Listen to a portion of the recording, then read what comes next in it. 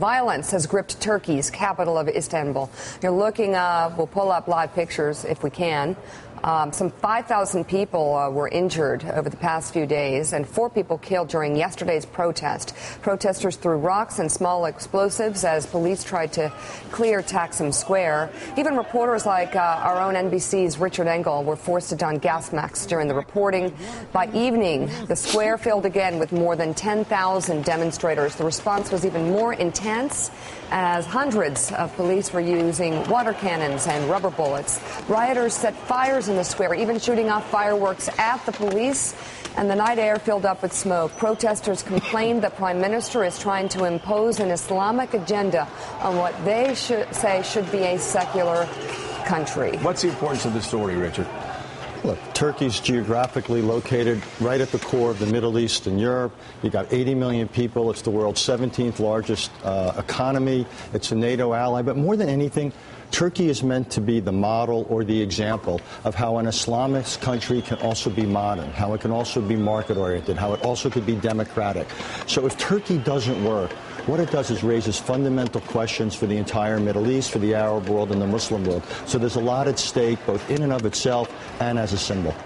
All right, let's go to NBC's chief foreign correspondent, Richard Engel. He joins us live from the scene of those protests in Istanbul, Turkey. There is a delay. Richard, take it away. As you can see, a very different scene here in Taksim Square. An uneasy calm, not at all like yesterday. There's no tear gas in the air, no clashes going on at the moment. There are still some protesters here, but traffic has returned to the square, foot traffic, vehicle traffic, and if you pan off, you can see something we didn't see yesterday, a police presence here, but the police are just sitting down. They have their riot shields at their feet, some of them. They're looking very relaxed. No one is attacking them. We're not sure if this is going to hold. The Turkish president, just a short while ago, appealed for calm. He said that this is not an Arab Spring movement. He said that Turkey is a multi-party democracy, and he stressed that the security forces haven't been using lethal force against protesters, although some people have died. They've been using tear gas and water cannons, not live ammunition. Still, the protesters say they will return to the square. It's unclear if a small number of them or a large number of them will try and engage the security forces and once again return to clashes. But for now, it seems to be calm. We'll see if this holds. All right, NBC's Richard Engel, thank you very much. Thomas. You know, one thing that we have seen as we've watched in the Middle East, and Richard, you know this, through social media, Twitter exploded. The Prime Minister of Turkey went on record a week ago saying that these protesters are looters and bums, and basically called social media a menace in the translation. What does this do to our relationship, President Obama's relationship with Turkey, and as you point out, how it is supposed to be a model for how an Islamist country can run and do so with a secular vision? Well, President Obama has put tremendous stake in his personal relationship with Prime Minister Erdogan. But what we're seeing is the relationship between Prime Minister Erdogan and his own people is obviously frayed. They're upset not simply with his trying to bring Islam into the center of Turkish society, but also with his consolidation of power.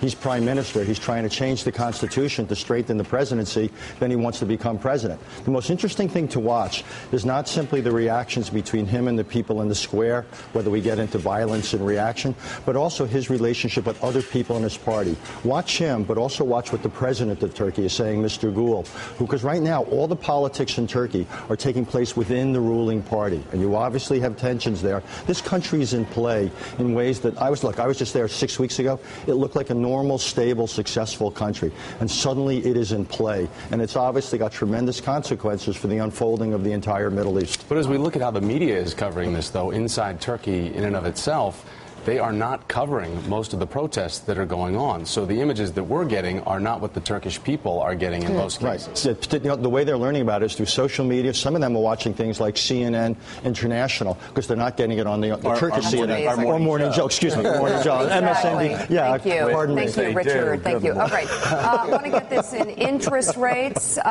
They've been steadily going down since the 1980s, but now they're beginning to rise. According to the New York Times, the cost of mortgages have been going up and governments are facing higher borrowing costs. The Times also reports investors and banks have been demanding higher payments for their loans, which in turn has increased interest rates and bond yields. The Federal Reserve has frequently lowered rates since the financial crisis, but lately, Fed Chair Ben Bernanke has indicated that could change as the economy shows signs of improvement. Steve Ratner, we have been blessed with low interest rates for a very long time. How do things change? What are the great challenges if interest rates start going up steadily? We were blessed with great interest rates because we were cursed with a very weak economy, and the Fed had to push them down in order to try to get the economy going. And they went into the famous QE program where they kept buying bonds, forcing interest rates down. And now people feel that's about to come to an end maybe as soon as June. And so the market is reacting. And interest rates are starting to go up. Treasury rates are going up. Remember, we were living in an unreal world where rates were 0 in the short term, 2% for 10 years, 3% for 30 years, below long-term inflation rates. So it wasn't a question of if, it was a question of when. And now rates are going to go up. They've already gone up 1/4 to 0.5% on mortgages, and they will go up on other forms as well. There's one slight bright side to this, which of course is for savers who own bonds and have been getting very little interest. They will start to get a little bit more. So people have lots and lots and lots and lots and lots of money. This is good for them, right?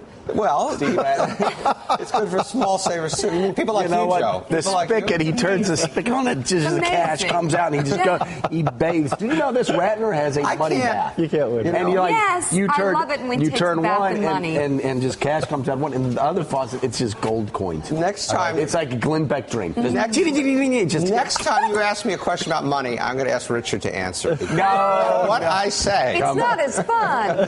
Okay. I'm just a simple country lawyer. But the thing you mentioned before is exactly right. As rates go up, it's just going to exacerbate the whole fiscal situation. It's going to crowd out other forms of spending. It's going to make a bad situation worse at the national level. And as Steve pointed out, the divide. No, okay. Coming up, Mayor Mike Bloomberg will be here with a tough new response this morning to Democratic senators who opposed gun reform.